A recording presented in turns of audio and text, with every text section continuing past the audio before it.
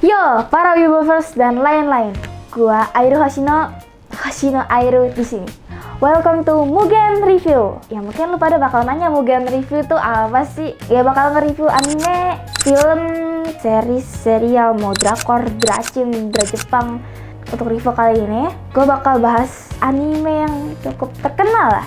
Bukan cukup lagi, ini terkenal banget lah. Kita bakal bahas Demon Slayer Kimetsu no Yaiba, yang kata orang-orang overrated. Lu pada setuju gak sih kalau Demon Slayer itu overrated? Gue netral, jujur gue netral. So, ayo kita bahas. Buat animasi, ya udahlah, ngapain debat sama gue? Orang animasinya gila, apalagi season 2. Season part 2 ya, yang Entertainment District Arc. Di antara season yang lain, animasinya paling gila gitu. Season 4 itu memang paling bagus, cuman di episode 8 doang. Season 4 itu secara keseluruhan gak sebagus itu ya. Apalagi art style season 4 gue gak suka banget, dimana Tanjiro matanya jadi kayak gini gitu. Shinobu juga matanya berubah, gak tahu dari season 4 matanya pada gede-gede semua. Apalagi Gyu yang awalnya gini kan, terus rambutnya gini-gini, terus sekarang dia kayak digantengin aja gitu ya. Yalah, fan service. Hari ini juga kan matanya kan gini nih. Cuman di season 4 kemarin digantengin aja, memang gue juga nggak terlalu peduli, cuman nggak terlalu enak di mata gitu lah. Oke, sekarang gue bakal bahas karakter. Ada banyak karakter di Demon Slayer dan gue bingung mau bahas yang mana. Jadi mending kita bahas karakter favorit gue, oke? Karakter favorit gue nomor 3, Uzui Tengen Hashira Suara. Ya, kenapa nomor 3? Dia tuh sering kita dengar flamboyan, terlalu percaya diri, mengira dia adalah dewa hiburan. Selain dari itu ya, gue suka karakter desainnya yang matanya merah, rambutnya putih gitu. Terus ada ginian, apa sih, gue lupa namanya, yang buat ninja-ninja gitu loh, gini. Karena dia memang mantan shinobi ya, mantan ninja gitu. Dan juga backstory-nya gue suka banget ya, walaupun nggak diceritain itu. Makanya kalau nggak salah cuma dia bingsong deh kalau nggak salah. Jadi kan si Tengen itu kan punya saudara banyak, sama bapaknya dikasih latihan, disuruh saling bunuh gitu kan. Sisanya tinggal si Tengen sama adeknya, dan adeknya pilih jago bapaknya, sedangkan Tengen kabur. Simple, cuman gue suka gitu lah. Favorit karakter nomor 2, Doma, Upper Moon 2. Gue memang kesel sama Doma setelah dia mukbang Shinobu ya, cuman gue gak bisa banget. Si Doma itu gila sih dari karakter desain. Matanya rainbow, terus rambutnya pirang ke putih, apalagi kipasnya, gue suka banget sama kipasnya. Dan apalagi voice aktornya Mamoru Miyano. Mamoru Miyano bro, voice aktor favorit gue. Sama backstory Doma jangan dilupakan, dia itu dipercaya anak buah Tuhan, kayak gitu lah bahasanya pokoknya. Dan dia memang dilahirkan tanpa emosi sama sekali. Dengan dia nggak punya emosi, dia nyoba deket sama orang lain dengan kayak have fun aja gitu sama yang lain, teman-temannya. Nomor 1, Agatsuma Zenitsu bro, Zenitsu. Kok bisa Zenitsu? Oke, karakter desain udahlah, kuning, petir, apalagi petir kan. Petir juga termasuk salah satu breathing style favorit gue. Ya, personality dia itu cempreng orangnya, kayak berisik banget, dramatis. Terus juga memang kalau dia ngelihat cewek, dia langsung auto suka, langsung dikejar-kejar.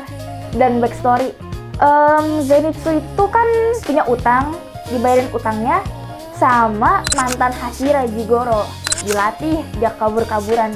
Dia juga punya senior, Kaigaku.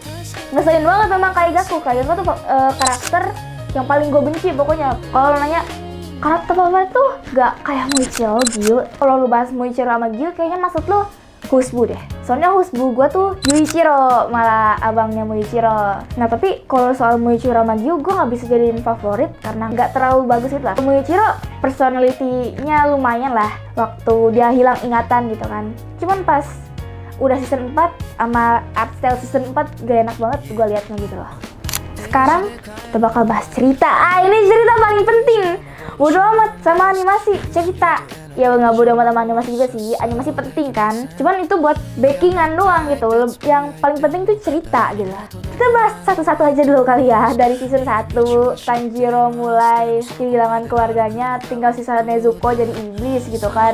Tapi ya menurut gua bagus-bagus amat kok yang pertama. Yang menurut gua tuh yang paling bagus di season pertama tuh arc Gunung Natagumo yang ketemu Rui. Sama di season 1 kan udah pasti lah awal-awal ketemu temennya, bentuk tim, partinya sendiri gitu kan. Dan muncul langsung Hashira episode 21-22 gitu loh. Muncul, wah, gue juga kaget. Hashira tiba-tiba ada Oyaka Tosawa, ada Kagaya. Wow, asik lah gitu lah. Walaupun memang waktu gue nonton season 1-nya tuh awal-awal tahun 2021 itu lumayan bosen gitu. Sekarang season 2 ada 2 part kan.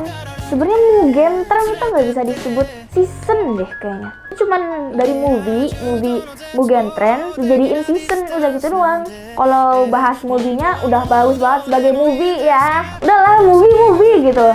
Terlalu di milking gitu loh, biar cuan ya. Gue tahu memang buat cuan. Entertainment District gila sih, gue suka banget Entertainment District ya. Apalagi komedi antara Zenitsu sama Uzui itu kan. Yang Zenitsu kesel sama Uzui gegara, Uzui kegantengan. Kayak Zenitsu tuh iri. Ya pokoknya itu lucu banget bercandaan antara mereka. Lanjut season 3 Sword meets Village. Ya masih di situ kan muncullah itu backstory kan tetap ada Tanjiro lah udah pasti. Terus muncul gengnya Mitsuri, Moichiro di desa penempal pedang itu. Ya sebenarnya gue lebih sering ngulang-ngulang season 3 sih, karena menurut gue lebih cepet sama lebih gampang gitu loh. Sedangkan kalau season 2 Entertainment District, gue ikut kerasa capek gitu loh. Maksudnya bukan jelek, tapi kayak pas perangnya selesai, gue ngerasa kayak anjir, akhirnya selesai gitu loh. Apalagi pas backstory-nya Daki sama Gyutaro, gue nangis gitu loh. Waktu maraton ya, kalau misalnya nonton lanjutin lagi nggak bakal berasa, memang harus maraton gitu season 2. Kembali ke season 3 ya, backstory-nya oke lah. Apalagi backstory Mitsuri, kalau kalian bilang backstory Mitsuri gak terlalu bentar ya, walaupun di antara yang lain dia yang paling kayak gak terlalu sad ya, cuman relate sama kita, relate loh. Sama Yuichiro, lagi-lagi khusus gue Yuichiro, Kengo Kawanishi, voice aktornya Yuichiro sama Yuichiro, menurut gue berhasil aja sih beda intonasinya. Sama apalagi pas adegan Yuichiro marah itu, pas adegan pisaunya di langsung oke, gue kaget sih, jujur gue kaget. Apalagi pas adegan Yuichiro mati kan, dia tuh udah marah-marah ke adeknya jangan jadi pendekar pedang, lu ngapain sih, lu masak nasi aja kalau bisa. Terus pas mati dia bilang, Tuhan kalau mau hukum aku, kalau nggak salah gitu dia ngomongnya, biarkan adekku menolong orang, karena sesungguhnya mu dalam Muichiro berasal dari kata mugen yang artinya tak terbatas. Tegus, gue suka banget sama part itu ya. Oke, kita sekarang bahas season 4.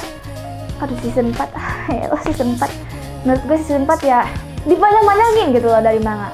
Kan ya kayaknya kagak harus gitu loh. Kayak sama sekali deh gue bahas Infinity Castle. Kenapa nggak jadi series aja gitu? Kayak susah dipaksain banget gitu lah.